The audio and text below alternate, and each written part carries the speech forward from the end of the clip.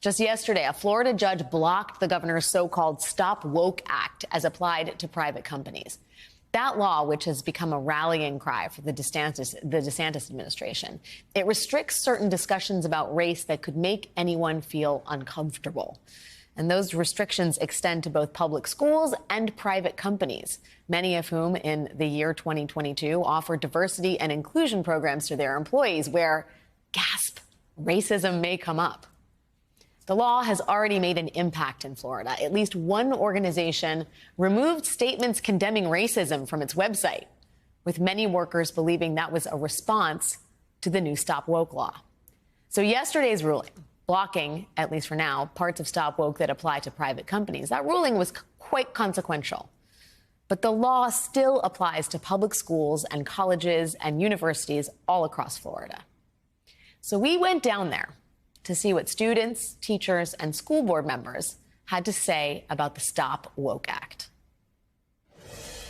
I think it's really frightening how we already have such limited access to all this information, important parts of history, and now we're restricting it even more. It's very scary that there's going to be more ignorance. It's really pitiful to think that now, like, kids that are going into school, younger kids, younger generations, the people who are being made into the future are going to have no idea of what's going on because we can't pick and choose the past. We can't pick and choose what to teach in history classes. Well, I mean, I think the governor thinks you can pick and choose what you teach. I guess I wonder, like, are students going to accept that? It sounds like you think that some of them are.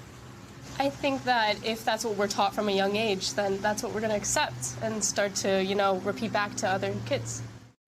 The actual name of the Stop Woke Act is the Individual Freedom Act, and it has been confusing and controversial ever since its inception. From the moment Governor DeSantis put pen to paper and signed it, a lawsuit hit the docket in a federal court in Tallahassee. The lead plaintiff in that suit, which is ongoing, is a Florida high school teacher named Don Falls, who works in Manatee County near Tampa.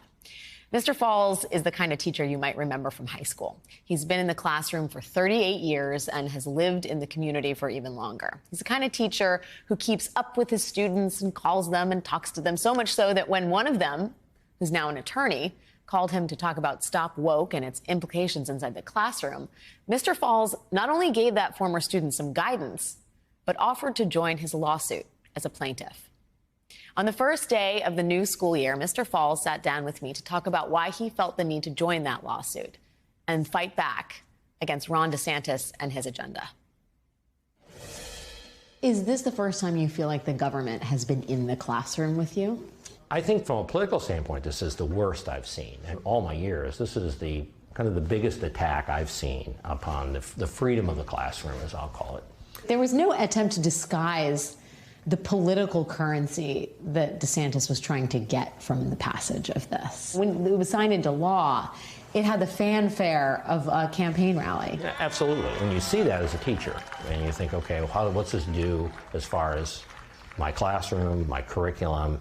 One of the aspects of it, for example, is, that we, as teachers, can't do anything that makes a student feel bad about themselves. Yeah. Okay. Well, how do I do that? How do I know when you're looking out at, say, 30 students, and I'm talking about, for example, the civil rights movement, and I show them a video, for example, of what happened at the Edmund Pettus Bridge. I hope there's a reaction. As a teacher, I hope those kids are taken back by that. And now, under what I'm hearing from the governor and HB 7 is, that may be dangerous ground for us. I mean, to what degree are you thinking about this law?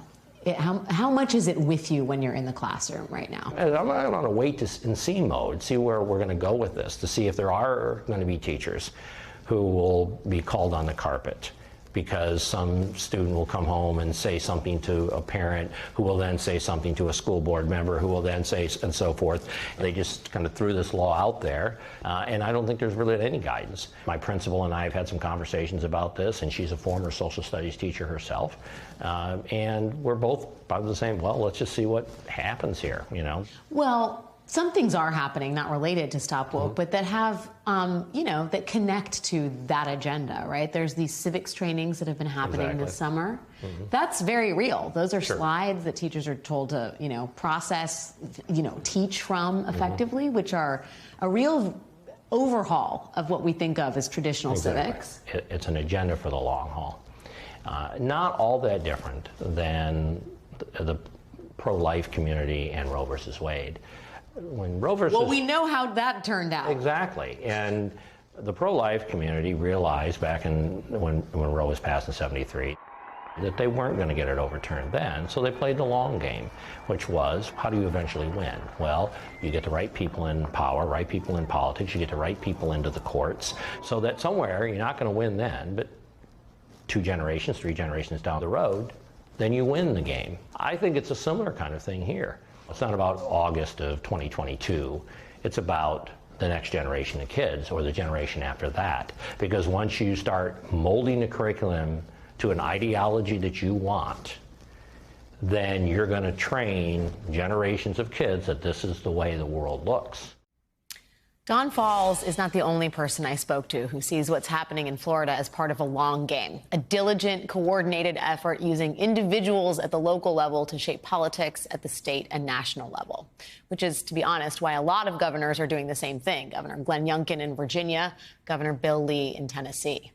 But DeSantis also knows that in order to control the schools themselves, you need to control the school boards. Now, in Florida, the school boards are supposed to be nonpartisan.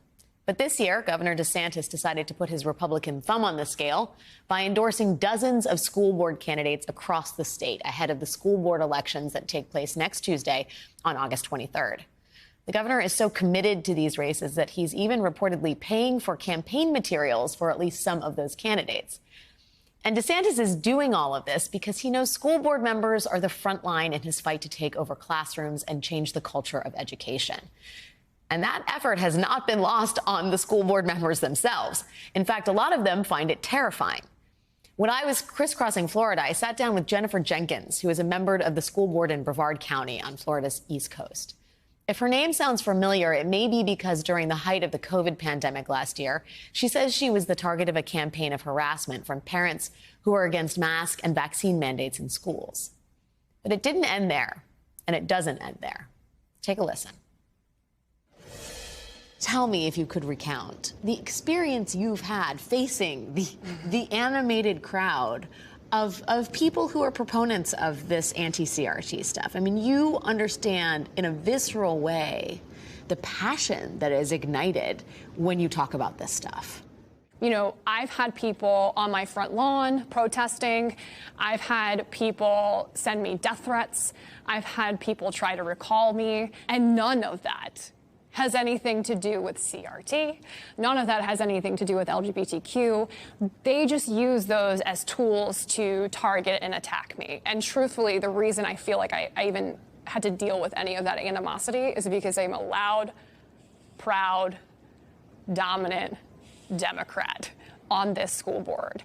I mean, I guess so. What you're saying is this is basically for a political movement that is much more 100%. About Republican power than actually some deep-seated emotional belief about correcting some wrongs in schools. And I guess I wonder, on the other side of the coin, do you feel like you are equipped with the tools to counter what has been a pretty successful multi-pronged effort to change the whole system of education in the Florida public school system?